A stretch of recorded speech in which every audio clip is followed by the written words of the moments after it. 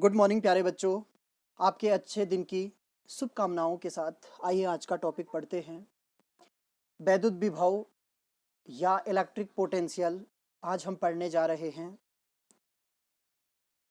हम इस टॉपिक को पढ़ें उससे पहले ये देख लेते हैं कि हमने अभी तक जो पढ़ा था उससे क्या क्या चीज़ें सीखी हैं, क्योंकि जो भी नया टॉपिक है यहाँ पे मैं जो आपको पढ़ाना चाह रहा हूँ, जो आप पुराने डेरिवेशन सीख चुके हैं या उनके जो की पॉइंट्स हैं उनके थ्रू आप आने वाले डेरिवेशन या उनकी थ्योरी को निकालें, यही मेरा मोटो है। तो आप भी इसी तरीके से सीखें।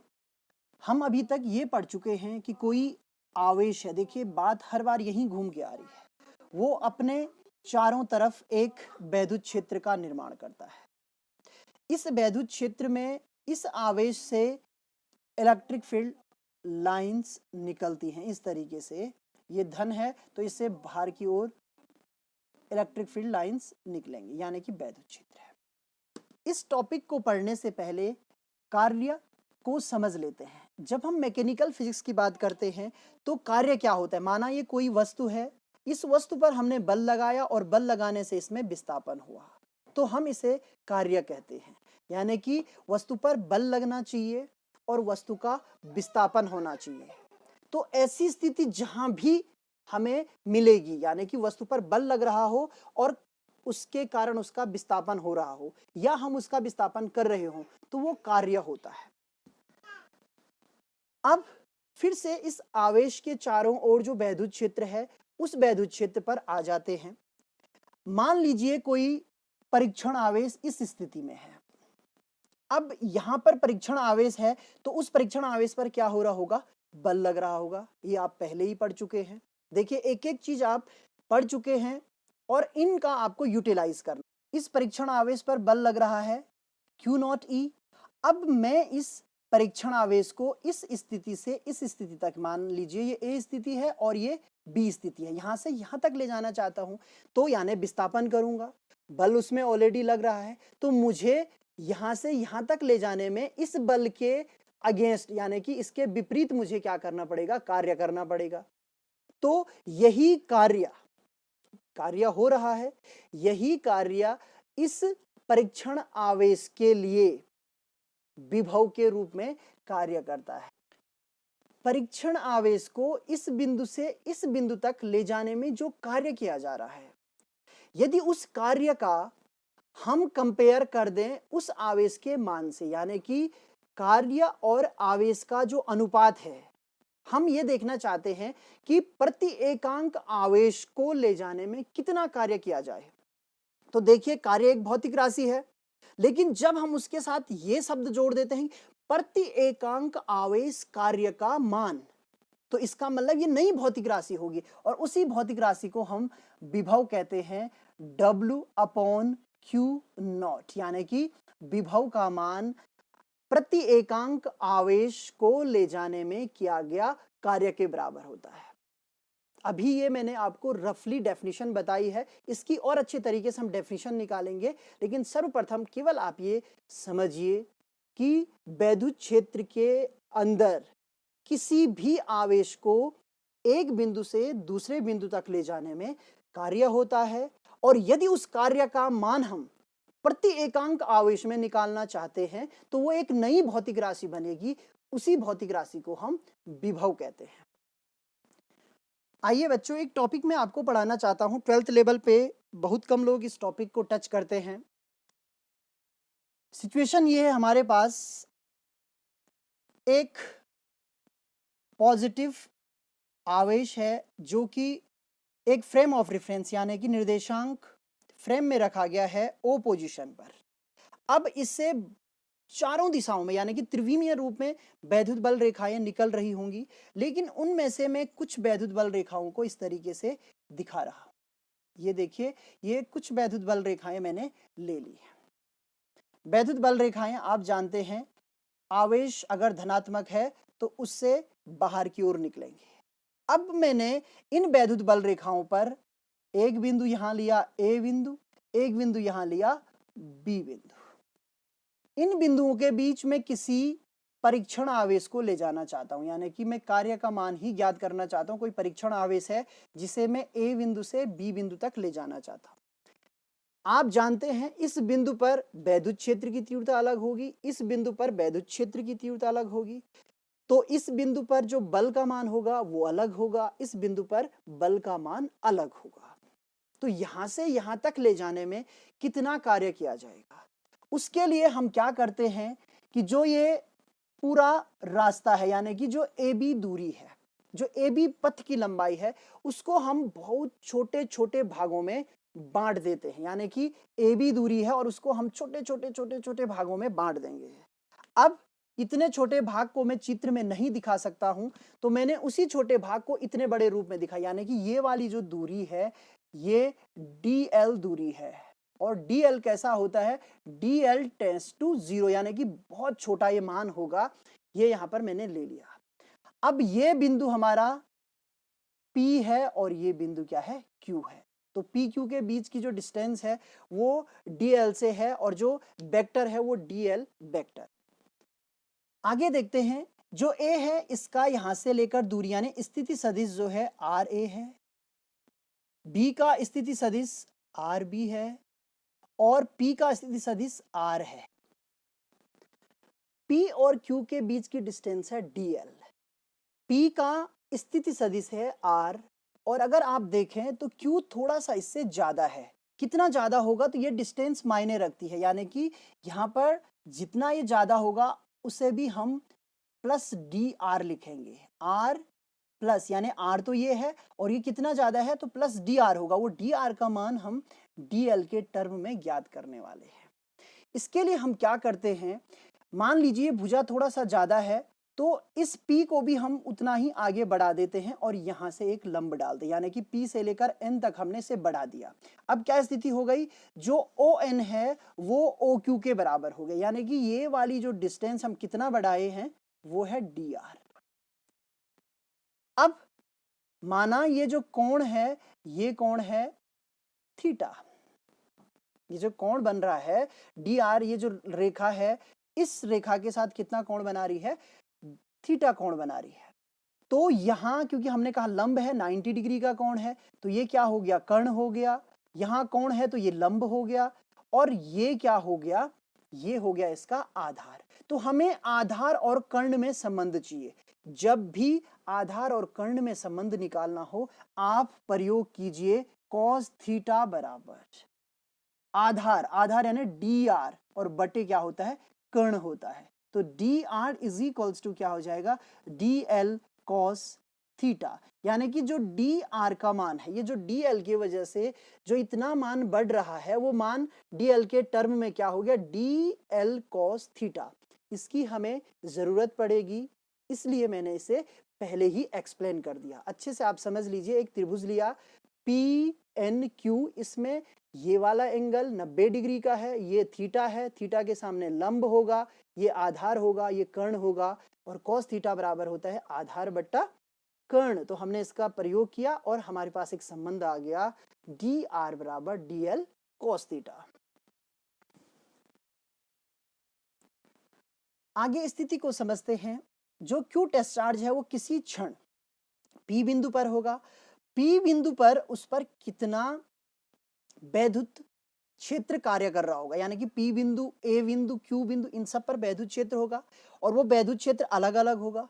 किसी भी बिंदु पर जो वैद्युत क्षेत्र का मान होता है वो क्या होता है, E is equals to 1/4 pi epsilon naught Q, Q यानी ये वाला आवेश और बट्टे वो वाली दूरी। तो हमें P बिंदु पर वैद्युत क्षेत्र का मान चाहिए, तो यहां से दूरी है R, तो हो जाएगा R स्क्वायर, और R कैप मैंने ले लिया। जो R कैप होगा वो आउटवर्ड दिशा में है, यानी कि इससे बाहर की ओर R कैप की दिशा है। तो ये P बिंदु पर वैद्युत क्षेत्र का मान है। इसी वैद्युत क्षेत्र के कारण इस पर क्या लग रहा है, बल लग रहा है। वो बल कितना लग रहा है, वो बल लग रहा है F is equals to Q naught E, क्योंकि टेस्ट चार्ज हमने लिया है तो इतना बल इस बिंदु पर लग रहा है।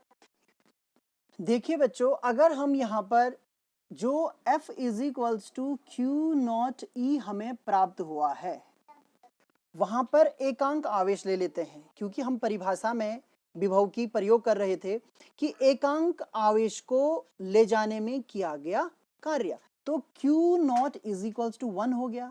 इस स्थिति में F इज इक्वल्स टू क्या हो जाएगा, E हो जाएगा। अब देखिए P से Q तक आवेश को ले जाने में कितना कार्य करना पड़ेगा, W is equals to F dot DL, और F इज इक्वल्स टू क्या है, E है। ये अभी हमने प्राप्त किया है F is equals to E। तो इस मान को यहां पे रखें तो E डॉट क्या हो जाएगा, DL हो जाएगा। DW बराबर ये हो गया। ये फॉर्मूला बहुत कम बच्चों के समझ में आता है, यानी कि एकांक आवेश को P बिंदु से Q बिंदु तक ले जाने में किया गया कार्य EDL के बराबर होता है। अब हम यदि पूरी लाइन को देख लें, यानी कि A से B तक आवेश को ले जा रहे हैं, एकांक आवेश को, तो कितना कार्य होगा, उसके लिए हम क्या करेंगे, इसका समाकलन करेंगे। बहुत सारे बच्चे कंफ्यूज रहते हैं कि हम समाकलन कहाँ पे करें। तो समाकलन हमेशा वहां पे किया जाता है जहां पर हम जो पथ है या जो भौतिक राशि है उसको छोटे छोटे भागों में बांट देते हैं। यहाँ पर हमने जो रास्ता था उस रास्ते को बहुत छोटे छोटे भागों में बांट दिया है, तो यहाँ पर हम समाकलन करने वाले हैं, क्योंकि यहाँ पर कंटिन्यूटी है, सततता है। तो W बराबर हो जाएगा, हम कहां से कहां तक, यानी कि A से लेकर B तक समाकलन करेंगे, और E डॉट क्या हो गया, DL इसका मान हो गया। तो यहां से एक बात निकल के आई है, वो ये कि किसी भी एकांक आवेश को एक बिंदु से दूसरे बिंदु तक ले जाने में किया गया कार्य वैद्युत क्षेत्र का रेखीय समाकलन, ये क्या चीज है, रेखीय समाकलन है। और किसका रेखीय समाकलन है, वैद्युत क्षेत्र का रेखीय समाकलन के बराबर होता है। W is equals to E dot DL A to B, एकांक आवेश को A बिंदु से B बिंदु तक ले जाने में किया गया कार्य उसके बीच रेखीय समाकलन के बराबर हो रहा है। अब हमें E डॉट DL का मान ज्ञात करना है। जैसे कि मैं आपको बता चुका हूं, P बिंदु पर वैद्युत क्षेत्र की तीव्रता 1/4 pi epsilon naught Q upon R square होगी, जो कि बाहर की ओर होगी। और इस मान को यहां पर रखकर हम पहले सॉल्व कर लेते हैं। तो देखें, सबसे पहले इसी को सॉल्व करते हैं। समाकलन A to B E dot DL बराबर, इसको हम अगर सॉल्व करें तो इसकी पोजीशन है RA, इसकी पोजीशन है RB, और इसको हम लिख सकते हैं EDL cos थीटा। ध्यान दीजिए, EDL cos थीटा, मैंने इसके प्रारंभ में ही आपको इसके बारे में बताया था। तो ये मान प्राप्त हुआ RA RB EDR, क्योंकि DL cos थीटा का मान क्या था, DR था। अब E का मान रख दिया जाए, ये जो मान है E का, तो हमें प्राप्त होता है समाकलन RA टू RB, E का मान है 1/4 pi epsilon naught Q over R square DR।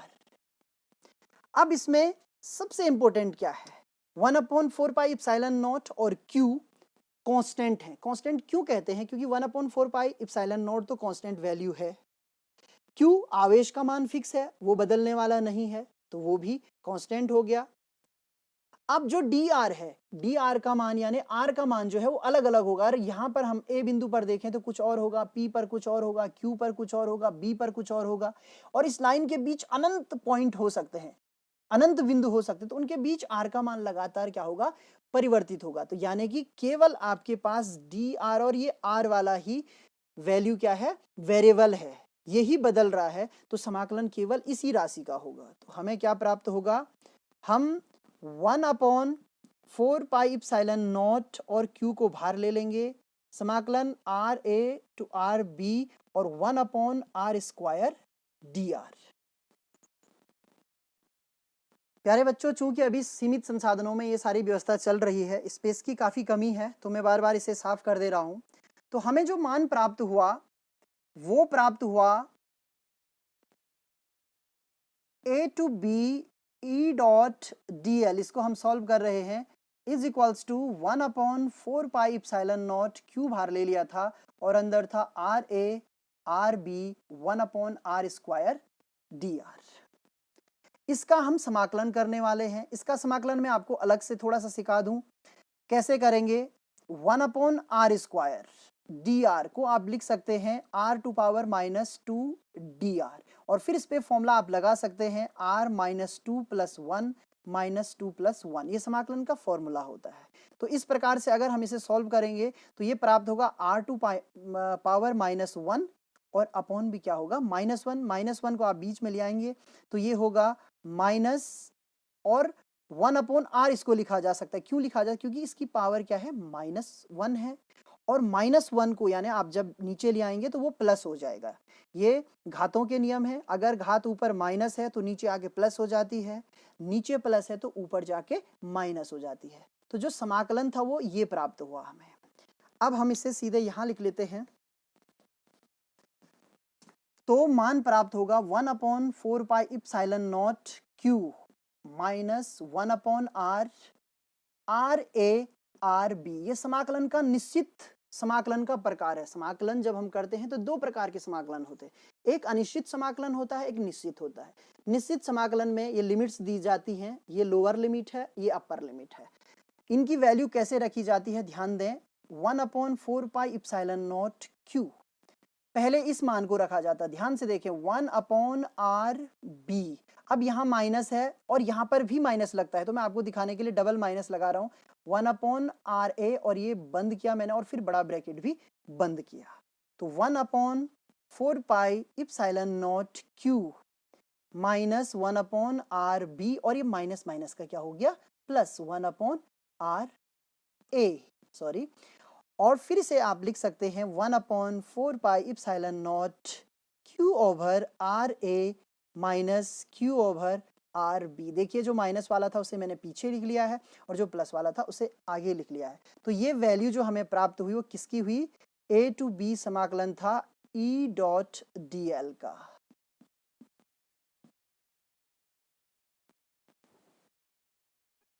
आइए बच्चों, जो फॉर्मूला हमें प्राप्त हुआ है उस पर डिस्कस कर लेते हैं। देखिए फिजिक्स में दो महत्वपूर्ण बातें हमेशा आपको याद रखनी है।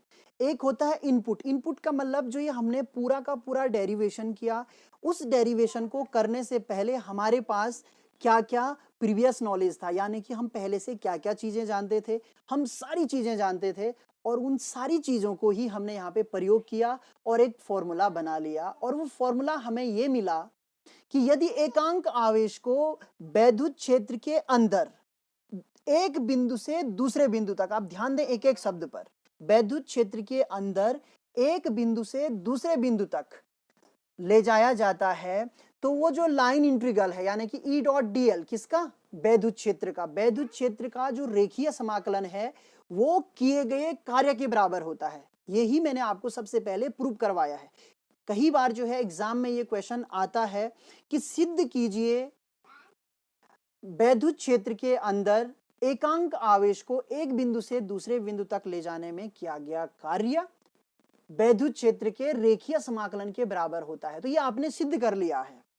कभी कभी ये क्वेश्चन इस तरीके से भी पूछा जाता है कि सिद्ध कीजिए कि वैद्युत क्षेत्र के अंदर एक बिंदु से दूसरे बिंदु तक एकांक आवेश को ले जाने में जो किया गया कार्य है वो उस पथ पर निर्भर नहीं करता। इस पे भी आप विशेष ध्यान दें, उस पथ पर निर्भर नहीं करता, यानी कि ए और बी की दूरी पर निर्भर नहीं करता है, बल्कि उनकी पोजीशन वेक्टर यानी कि उनकी जो पोजीशन है स्थितियों पर, पहली स्थिति पर और दूसरी स्थिति, आप देख रहे हैं फॉर्मूले में RA है और RB है, इन स्थितियों पर निर्भर करता है।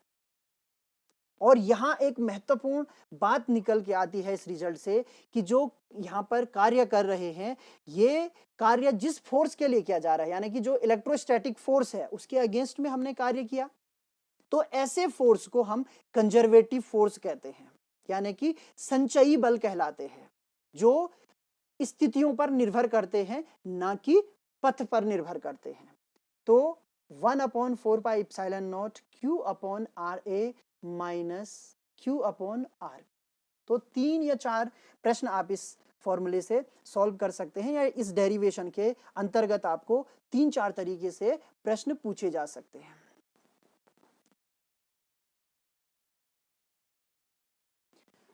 आइए बच्चों, जो फॉर्मूला हमने प्राप्त किया है उसका एक प्रयोग करते हैं। यह प्रश्न भी पूछा जाता है कि वैद्युत क्षेत्र के अंदर एक चक्रीय पथ, चक्रीय का मतलब हुआ ए से बी, बी से ए में एक आवेश को ले जाने में किया गया कार्य कितना होगा। तो हम इस फॉर्मूले का प्रयोग करके ये कार्य निकाल लेते हैं। हम जानते हैं ये वैल्यू कार्य के बराबर ही, इसे भूले नहीं। ये जो हमने प्रूव किया था ये कार्य है, यानी कि W is equals to 1/4πε0 Q upon RA और माइनस Q अपॉन RB। ये आपके पास वैल्यू प्राप्त हुई है। तो जब हम A से B तक ले गए तो ये WAB, इस कार्य को मैंने नाम दिया WAB, यानी कि यहां से यहां तक ले जाने में किया गया कार्य ये हुआ। उसके पश्चात फिर मैं चार्ज को कहां से कहां लाया, B से लेकर A तक, तो तब कार्य WBA इज इक्वल्स टू क्या हो जाएगा 1/4πε0 Q ओवर, अब यहां पे क्या आ जाएगा RB आ जाएगा, माइनस Q ओवर RA आ जाएगा। ये क्वेश्चन नंबर 1 है, ये क्वेश्चन नंबर 2 है। देखिए फिजिक्स में जब भी आप कोई रूल लगाते हैं आप मुझे फॉलो मत कीजिए, दिमाग का इस्तेमाल कीजिए और खुद ब खुद आपको फिजिक्स समझ में आनी प्रारंभ हो जाएगी। आप ए से बी गए, आपने कार्य किया, यानी कि आप यहां से यहां गए, आपने कार्य किया। आप यहां से यहां आए, आपने कार्य किया। तो कुल कार्य कितना हुआ, यानी कि दोनों कार्यों को हमें क्या करना चाहिए, जोड़ देना चाहिए। तो हम जोड़ देंगे कुल कार्य, यानी क्या हो जाएगा WAB प्लस WBA, ये कार्य जुड़े। अब इनका जोड़ना मैं आपको यहीं पे दिखा रहा हूं। यहां पे देखिए Q अपॉन RV यहां माइनस में है, यहां प्लस में, यानी ये इसका पहला टर्म है, तो इससे ये क्या हो जाएगा कैंसिल हो जाएगा। ऐसे ही ये वाला टर्म यहां माइनस में है और ये वाला प्लस में है, ये कैंसिल हो जाएगा। अगर आपको समझ में नहीं आया तो आप इसको एक बार पूरा एक्सपेंड कीजिए, इसको भी एक्सपेंड कीजिए और तब जोड़िए, आपको मान 0 प्राप्त होगा। ये मैंने यहाँ पे सॉर्ट कर लिया है, आप इसे खुद ट्राई करें।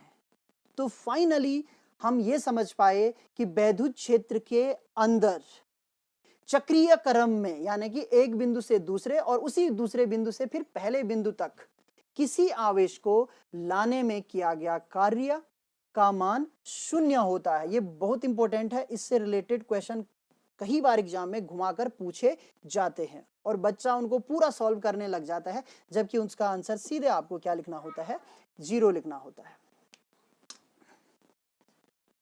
लास्ट में मैं आपको जो विभवांतर है उसकी परिभाषा बताना चाहता हूं, या विभव की परिभाषा बताना चाहता हूं। ये एक आवेश है, उस आवेश की दो स्थितियां हैं, यानी कि दो बिंदु हैं, एक है ए बिंदु, एक है बी बिंदु। मैंने यहाँ पर इनकी दूरियां नहीं लिखी हैं क्योंकि जरूरत नहीं है इसकी। और हम किसी आवेश यानी कि Q0 को यहां से लेकर यहां तक ले जा रहे हैं। तो जो विभव की परिभाषा है, इससे पहले मैंने एकांक आवेश उसमें प्रयोग किया था। हम दूसरे तरीके से ये कह सकते हैं कि किसी आवेश को वैद्युत क्षेत्र के अंदर, आप आराम से देखिए फिगर में ही सारी डेफिनेशन है, किसी आवेश को वैद्युत क्षेत्र के अंदर ए बिंदु से बी बिंदु, यानी एक बिंदु से दूसरे बिंदु तक ले जाने में किया गया कार्य। क्या निकल के आ रहा है, एक बिंदु से दूसरे बिंदु तक ले जाने में किया गया कार्य। तो वो कार्य हुआ WAB और प्रति एकांक यानी कि आपको अपॉन ये करना पड़ेगा, इज इक्वल्स टू होता है WVA। ये विभवांतर उल्टा होता है, कार्य किया जाएगा A से B और विभवांतर होगा V से A। तो इसको हम ठीक उल्टा लिखते हैं, या इसे ऐसे भी लिखा जा सकता है VV माइनस VA। यदि यहां पर हम जो प्रथम बिंदु है, ये वाला बिंदु है, इसे हम अनंत ले लेते हैं, क्या ले लेते हैं अनंत, तो तब परिभाषा में होगा कि अनंत से किसी आवेश को, कहां से लेकर आ रहे हैं अनंत से किसी आवेश को वैद्युत क्षेत्र के अंदर किसी बिंदु तक लाने में किया गया कार्य, यानी कि W अनंत B बट्टे Q0 और V अनंत किया गया कार्य विभव होता है। अब क्योंकि ये एक ही बिंदु पर मान बता रहा है तो इसे हम केवल क्या कहते हैं, विभव कहते हैं। विभवांतर यानी विभवों का अंतर और विभव यानी सिंगल एक पॉइंट पर विभव। तो विभव के बारे में हम अपने अगले वीडियो में चर्चा करेंगे। आप तब तक इनको रिवाइज कीजिए और अच्छे से पढ़िए। कोई भी आपकी समस्या है तो जरूर कमेंट बॉक्स में लिखिए, ताकि मैं आपकी जो समस्याएं हैं उसका निदान कर सकूं। धन्यवाद।